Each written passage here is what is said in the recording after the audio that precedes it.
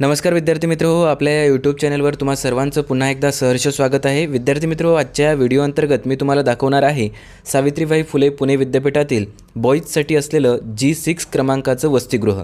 या वसतिगृहामध्ये कशा प्रकारच्या सुविधा उपलब्ध आहे आणि हे वसतिगृह कसं आहे, या वसतिगृहातील रूम कशा आहेत याबद्दल सविस्तर माहिती तुम्हाला या व्हिडिओमध्ये मिळेल। त्याचबरोबर हे सर्व तुम्हाला बघायला मिळेल। या वसतिगृहामध्ये एंट्री करताबरोबर तुम्हाला एक आरसा, एक नोटीस बोर्ड आणि काही नियम लिहिलेले दिसतील। विद्यार्थी मित्रो, G6 हे वसतिगृह जे आहे ते पत्र्यांचं वसतिगृह आहे, म्हणजे तुम्हाला ते टीन दिसून येतील वरती, ठीक आहे।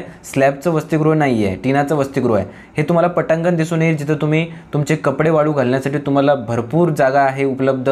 तिकडे एका बाजूला तिथं वॉटर कूलर आहे जिथे तुम्हाला पिण्याचं पाणी उपलब्ध आहे आणि ह्या आहेत तिथं रूम। जवळजवळ 30-40 ह्या रूम्स आहेत। एका रूममध्ये जवळजवळ 4 विद्यार्थी राहतात आणि बाजूच्या कॉर्नरला ज्या रूम आहेत तिथं 5-5, 6-6 विद्यार्थी राहतात, कारण त्या कॉर्नरच्या रूम ज्या आहेत त्या मोठ्या रूम आहेत, ठीक आहे। तर हे इकडे तुम्ही वॉटर कूलर बघू शकतात। हे पिण्याच्या पाण्याचं वॉटर कूलर आहे आणि ह्या ज्या आहेत ह्या बाजूच्या ह्या रूम आहेत, ठीक आहे मित्रो। या वसतिगृहामध्ये राहत असताना तुम्हाला एकदम गावाकडचं फील येईल, असं वाटेल की तुम्ही एखाद्या गावात राहतात। आता मित्रो, तुम्हाला मी या वसतिगृहामधील एक रूम दाखवतो, कशा प्रकारे या रूममध्ये बेड आहे ते तुम्ही बघू शकता। एका रूममध्ये तुम्हाला 4 बेड दिसून येतील। 4 विद्यार्थी एका रूममध्ये राहतात। 2 पंखे असतात, 2 ट्यूबलाईट असतात आणि तुम्हाला जर मोबाईल चार्जिंगला लावायचा असेल तर तिथे तुम्हाला चार्जिंगसाठी सॉकेट पण असतात। अशा प्रकारची ही रूम आहे आणि सगळ्या रूम अशाच प्रकारच्या आहेत, ठीक आहे।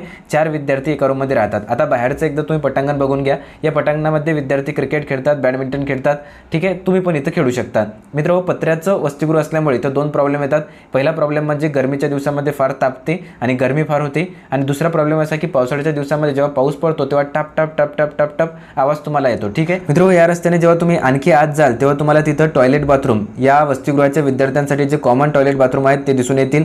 त्याचबरोबर तुम्हाला इथं पाण्याची टाकी दिसून येईल। पुरेपूर पाण्याची सुविधा इथं उपलब्ध असते। तुम्हाला कपडे धुवायचे असतील, आंघोळ करायची असतील, तुम्हाला आत बाथरूममध्ये आंघोळ करायची असो किंवा बाहेर आंघोळ करायची असो, दोन्ही ठिकाणी तुम्ही आंघोळ करू शकता। टॉयलेट बाथरूमची तुम्हाला योग्य ती सुविधा तिथं उपलब्ध आहे। बाजूला इकडे रूम वगैरे दिसून येतील, कपडे वाळू घालण्यासाठी तुम्हाला जागा दिसून येईल। आणि ही इकडे बघा, इथं तर तुम्हाला व्यायाम करायचा असेल तर तुम्हाला व्यायामासाठी सुद्धा इथं साधन संपत्ती उपलब्ध आहे। तुम्हाला पुशअप्स करायचे आहे, पुलअप्स करायचे आहे तर तुम्ही या पटांगणामध्ये इथं तुमचा व्यायाम करू शकता।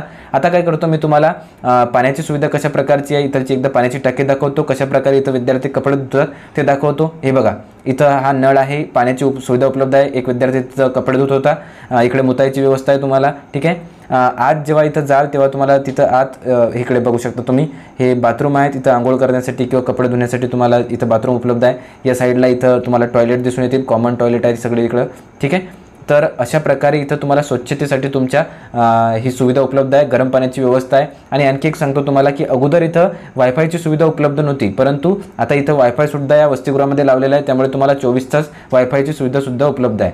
तर हे होतं सावित्रीबाई फुले पुणे विद्यापीठातील G6 क्रमांकाचं वसतिगृह।